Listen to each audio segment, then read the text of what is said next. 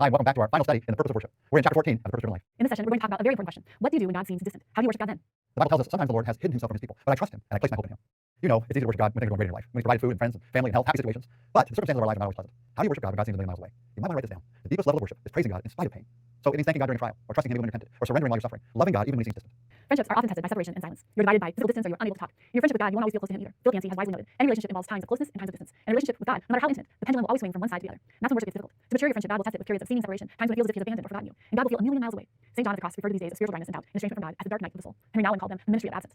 A.W. Tozer called them the ministry of the night. And others refer to them as the winter of the heart. We all experience it. Besides Jesus, David probably had the closest friendship with God of anyone. God took pleasure in calling him a man after my own heart. Yet David frequently complained of God's apparent absence. In the Psalms he said, Lord, why are you standing aloof and far away? Why do you hide when I need you the most? Why have you forsaken me? Why do you remain distant? Why do you ignore my cries for help? And why do you abandon me? Of course, God hadn't really left David, and he doesn't leave you. He has promised repeatedly, I will never leave you nor forsake you. But God has not promised, you will always feel my presence. In fact, God admits that sometimes he intentionally hides his faithfulness. There are times when he appears to be missing in action in your life. Floyd McClung describes those times like this. He says, you wake up one morning and all your spiritual feelings are gone. You pray, but nothing happens. You rebuke the devil, but it doesn't change anything. You go through spiritual exercises, and you have your friends pray for you. You confess every sin that you can imagine, and then you go around asking forgiveness of everyone you know. You fast, still nothing. You begin to wonder how long this spiritual gloom might last. Will it last days, weeks, months, will it ever end? It feels as if your prayers simply bounce off the ceiling. And in utter desperation you cry out, what's the matter with me?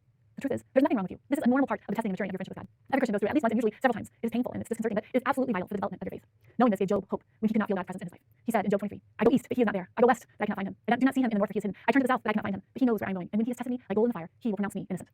When God seems distant, you might feel like he's angry with you or he's disciplining you from sin. Well, in fact, sin does disconnect us from God and intimate fellowship with him. We can grieve God's spirit. We can quench our fellowship with him by disobedience or conflict with others or even our busyness, our friendship with the world, all kinds of other sins. But often, this feeling of abandonment or estrangement from God has nothing to do with sin. Often, it's a test of faith. It's a test that we all must face. Will you continue to love, trust, obey, worship God, even when you have no sense of his visible presence or any evidence of his work in your life? The most common mistake Christians make in worship today is seeking out an experience rather than just seeking God. They look for a feeling. If that happens, they conclude, well, I must worship. Well, that's wrong. In fact, truth is, God often removes our feelings so we won't depend on them. So seeking a feeling, even the feeling of closeness to God, is not worship. When you're a baby Christian, God tends to give you a lot of confirming emotions, and he often answers the most selfish, immature, self-centered prayers so that you'll know he exists. But as you grow in faith, you're not a baby anymore. God's going to wean you of those dependencies. God's omnipresence and the manifestation of his presence are two very different things. One is the fact, his omnipresence, he's always there, he's always with you. The other is a feeling. God is always present, even when you're unaware of him. And his presence is too profound to be measured by mere emotion. Yes, he wants you to sense his presence, but he's far more concerned that you trust him rather than that you just feel him. Faith, not feelings, is what pleases God. The situations that will stretch your faith the most will be those times when life falls apart and God is nowhere to be found. This happened to Job. On a single day, he lost everything. His family, his business, his health, and everything he owned. Most discouraging. For 37 chapters, God said nothing. So how do you praise God when you don't understand what's happening in your life and God is silent? How do you stay connected in a crisis without communication? How do you keep your eyes on Jesus when they're full of tears? Well, you do what Job did. In Job 1:20 it says, Then Job fell to the ground in worship and said, Naked I came from my mother's womb, and naked I will depart. The Lord gave, and the Lord has taken away. May the name of the Lord be praised.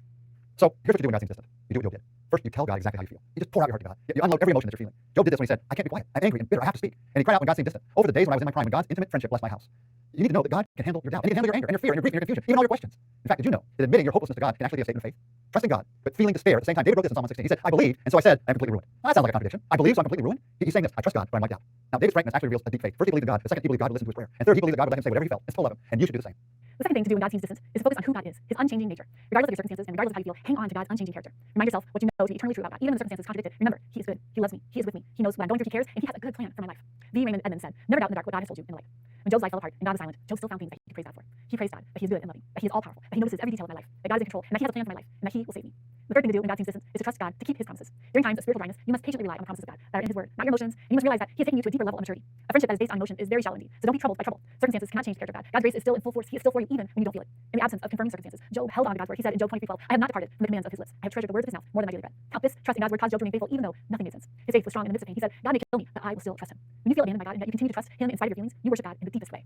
Finally, remember what God has already done for you. If God never did anything else for you, he would still deserve your continual praise for the rest of your life because of what Jesus did for you on the cross. God's son died for you. And this is the greatest reason for worship. Unfortunately, we often forget the cruel details of the agonizing sacrifice that God made on our behalf. And familiarity breeds complacency. Even before his crucifixion, the Son of God was stripped naked. He was beaten until almost unrecognizable. He was whipped and scorned and mocked. He was crowned with thorns. And then he was spit on contemptuously. He was abused and ridiculed by heartless men. He was treated worse than an animal. And then, nearly unconscious from blood loss, he was forced to drag a cumbersome cross up a hill and was nailed to it. And he was left to die the slow, excruciating torture of death by crucifixion. And while his lifeblood drained out, hecklers stood by and they shouted insults, making fun of his pain, challenging his claim to be God. And then next, as Jesus took all of mankind's sin and guilt on himself, God looked away from that ugly sight. And Jesus cried out in total desperation, my God, why have you forsaken me? Jesus could have saved himself, but then he could not have saved you. Words cannot express the darkness of that moment. Why did God allow and endure such a ghastly and evil mistreatment? Why? So that you could be spared from eternity in hell. So that you could share his glory forever. The Bible says in 2 Corinthians 5, Christ was without sin, but for our sake, for your sake, God made him to share our sin, in order that in union with him, we might share the righteousness of God. Jesus gave up everything so that you could have everything. He died so that you could live forever. And that alone is worthy of your continual thanks and praise. Never again did you ever wonder what you had to be thankful for. And so as we leave the session, we want to encourage you strongly to think of some new ways that you intend to stay focused on God, even when he feels distant. And hang in there. And remember, God is real no matter how I feel. Thanks for joining us for the study of worship. And this time, I get to say it. Live your life on purpose today. God bless you.